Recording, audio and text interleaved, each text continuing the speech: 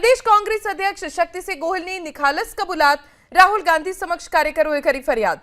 પત્રકાર પરિષદ સંબોધતા શક્તિસિંહ ગોહિલે કહ્યું કે કાર્યકર્તાઓએ સારી નહીં પરંતુ સાચી વાત રજૂ કરી। કેટલાક કાર્યકરોએ આંતરિક જૂથબંધીની રજૂઆત કરી અને ઓફિસમાં કામ કરનાર સાથે પણ રાહુલ ગાંધીએ બેઠક કરી। જો કે તેમને કોંગ્રેસમાં કોઈ જૂથબંધી નથી તેની સ્પષ્ટતા કરું છું તેવી વાત કરી।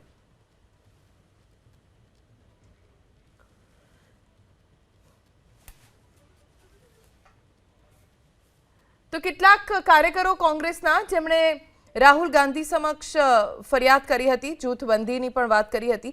શક્તિસિંહ ગોહિલે પત્રકાર પરિષદ સંબોધતા નિખાલસ કબૂલાત પણ કરી કે કોંગ્રેસમાં કેટલાક કાર્યકર્તાઓએ રાહુલ ગાંધી સમક્ષ સારી નહીં સાચી વાત કરી હતી। લોકસેવા અંગે લડતા રહેજો એવો આશાવાદ પણ રાહુલ ગાંધીએ કાર્યકરોને આપ્યો છે। રાહુલ ગાંધી આજે કાર્યકર્તાઓ સાથે संवाद करवाना है, जेमां केवी रीते लोको सुधी वात लई जवी अने केवी रीते कोंग्रेसना हितमां कार्य करवुं तेने लईने मार्गदर्शन आपशे। ચોક્કસ કહું છું કેટલાક કાર્યકર્તાઓએ સારી સારી બાબતો પણ કંઈક બધું સબ સલામત આ બરાબર ભાજપના કારણે જ હારીએ છીએ। કેટલાક કાર્યકર્તાઓને સ્પષ્ટ કહ્યું તો કહ્યું, એમણે ક્યાંક કહ્યું પણ ખરું કે આપણા ક્યાંક આંતરિક જૂથબદ્ધી, આપણી તકલીફો, ક્યાંક નેતાઓની લડાઈઓ આના કારણે પણ પાર્ટીને નુકસાન જાય છે અને દિલ ખોલીને વાત કરે અને મારા નેતા સાંભળે એ અમારો સૌનો આગ્રહ હતો। એટલે અમે પણ કહ્યું હતું કે સારું નહીં, સાચું તમને લાગતું હોય, ભલે સાચું હોય કે ન હોય પણ તમારા દિલથી લાગતું હોય। અને એક ચોક્કસ હું કહું છું કે કોઈ જૂથ કોંગ્રેસ પાર્ટીમાં અમારા માટે નથી।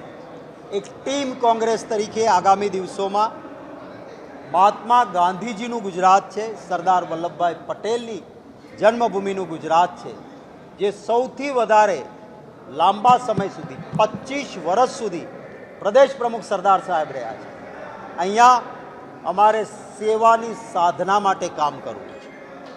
મારી પાર્ટીને કે મને લાગશે કે કોઈ વધારે સારું કામ કરે છે તો હોદ્દો એ જરૂરી નથી, વ્યક્તિ સાથે મળીને કામ કરે।